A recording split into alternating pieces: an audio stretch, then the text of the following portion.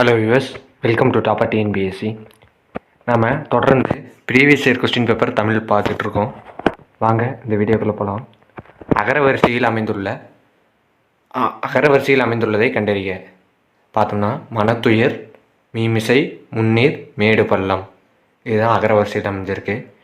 இதுக்கு நீங்கள் உயிரெழுத்து மெய்யெழுத்து கரெக்டாக வரிசையாக ஆர்டராக படிச்சிங்கனாவே அதுவே போதும்.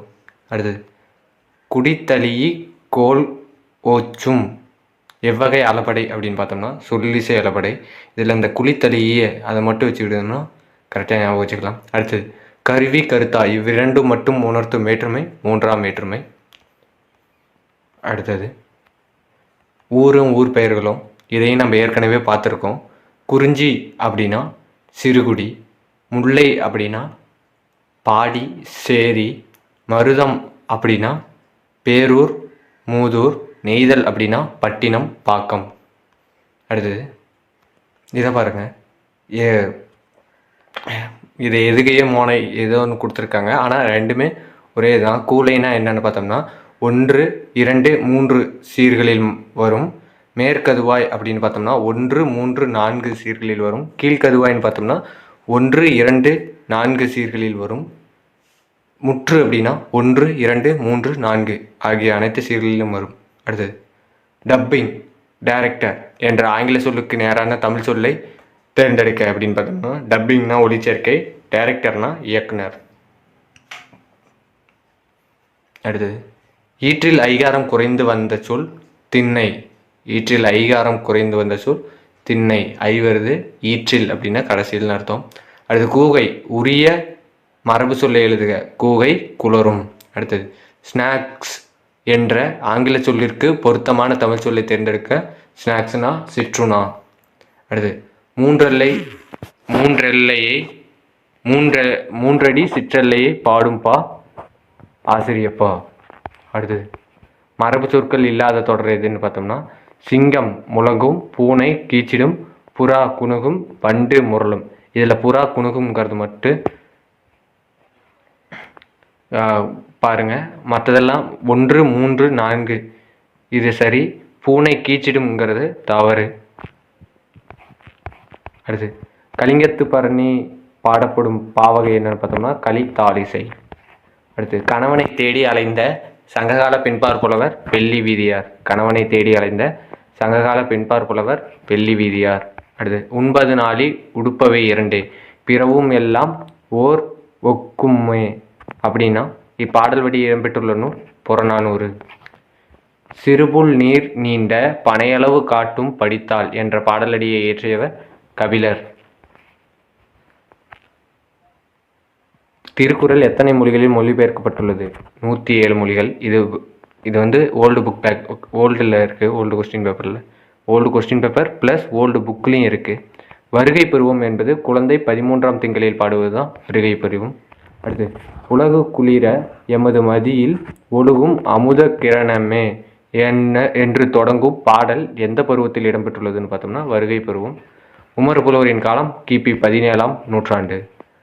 ஆபுத்திரனின் நாடு அடைந்த காதை மணிமேகலையில் எத்தனையாவது கதையாக உள்ளதுன்னு பார்த்தோம்னா 24வது கதை.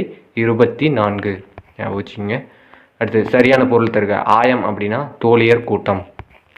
அடுத்து தெய்வ கவிஞர் என்றால் டேஸ் என்று பொருள்படும் பார்த்தோம்னா திவ்ய கவி என்று பொருள்படும். திவ்ய கவி என்று பொருள்படும். தெய்வ கவிஞர் என்றால் திவ்ய கவி என்று பொருள்படும். அடுத்து 3ஆம் நந்திவர்மன் எந்நூலின் பாட்டுடை தலைவன்? கலம்பகம் நூலின் பாட்டுடை தலைவன். அடுத்து பொருந்தாத இணையை கண்டறிய. மேதினா எருமை, ரைட்டு. கேசரினா சிங்கம், ரைட்டு. மறை அப்படின்னா மான். எண்குனா கரடின்னு அர்த்தம், அதை ஞாபகம் வச்சுங்க. அடுத்து பொருந்தாத தொடரை எழுதுக. இதில் செல்வத்து பயனே ஈதல், இதுதான் பொருந்தாத தொடர். எல்லாமே கரெக்டாக கொடுத்துருக்காங்க, இதில் மட்டும் நூல் மாற்றி கொடுத்துருப்பாங்க. வெறுத்த கேள்விக்கு விலங்கு புகழ் கபிலன் என கபிலரை புகழ்ந்தவர் யாருன்னு பார்த்தோம்னா இளங்கீரனார்.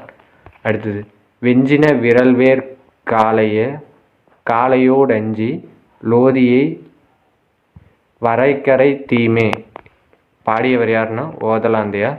அடுத்தது டேஸ் மன்னன் யானை கட்சை மாந்தரின் ஆவார்.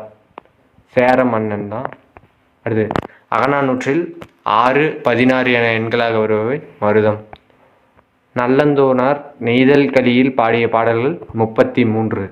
நல்லந்தோனார் நெய்தல் கலியில் பாடிய பாடல்கள் 33. ஆதிகவி என போற்றப்படுபவர் வால்மீகி. தனையை என்பதை யாரை குறிக்கும்? மகள். யாமறிந்த புலவரிலே கம்பரை புகழ்ந்து பாடியவர் யாருன்னு பார்த்தோம்னா பாரதியார். அடுத்தது பொருந்தாத சொல்லி தேர்வு செய்க. மரக்கலம் அப்படின்னா புணரி, இதுதான் தவறானது. அடுத்து அறவுரக்கோவை என அழைக்கப்படும் நூல் முதுமொழி காஞ்சி. ரஷ்ய நாட்டின் புகழ்பெற்ற எழுத்தாளர் யாருன்னு பார்த்தோம்னா லியோ டால்ஸ்டாய். புகழ்பெற்ற எழுத்தாளர் ஞாபகம் வச்சுங்க. அடுத்து தொன்னூல் விளக்கம் என்னும் இலக்கண நூலை இயற்றியவர் வீரம முனிவர். உருப்பைசா தமிழன் என்ற இதழை வெளியிட்டவர் அயோத்திதாச பண்டிதர். இதோட எக்ஸாக்ட் டேட்டா சொல்லுங்கள், பார்க்கலாம் யார் யார் ரைட்டாக சொல்லுவீங்கன்னு. இந்த உருப்பைசா தமிழன் எப்போ வெளியிட்டிருப்பார், எக்ஸாக்ட் டேட்டோட சொல்லுங்கள். உலகம் தோன்றிய தமிழை அதன் தொன்மை கருதி என்றுமுல தென்தமிழ் என்று கூறியவர் கம்பர். திரைக்கவி திலகம் என சிறப்பு பெயர் பெற்றவர் மருதகாசி. வானம்பாடி இயக்கம் தமிழ்நாட்டில் எங்கு செயல்படுத்தப்படுகிறது? கோவை. பாவலரேறு என அழைக்கப்பட்டவர் பெருஞ்சித்திரனார். சமுதாயம் என்னும் மரத்தின் வேரை சாதி புழுக்கள் அரித்து விடாமல் தடுத்த நச்சுக்கொல்லி மருந்தாக இருந்தவர் அம்பேத்கர். இந்தியாவில் உள்ள காடுகளின் அளவை குறிக்க 8இல் 1 பங்கு தான் காடுகளின் அளவு. அடுத்தது களிமண் பலகைகளில் எழுதப்பட்ட நூல் தொகுப்பு, அது நிப்பூர். அடுத்து திராவிட என்னும் சொல்லை முதலில் பயன்பாட்டுக்கு கொண்டு வந்தவர் கால்டுவெல். அடுத்து ஒத்தாரும் உயர்ந்தாரும் தாழ்ந்தாரும் எவரும் ஒருமையுள்ளர் ஆகி உலகியல் நடத்த வேண்டும் என்று பாடியவர் வள்ளலார். கண்ணதாசன் பணியாற்றாத எழுதல் பெயர் குயில். கண்ணதாசன் பணியாற்றாத எழுதல் பெயர் குயில். குயில் என்னும் இதழை நடத்தியவர் யார்? அது ஆன்சரில் சொல்லுங்கள் கமெண்ட் பாக்ஸில். அடுத்து இலக்கண நூல்களுள் மிக பழமையானது தொல்காப்பியம். மாதனு பொங்கி என அழைக்கப்படுபவர் திருவள்ளுவர். அடுத்தது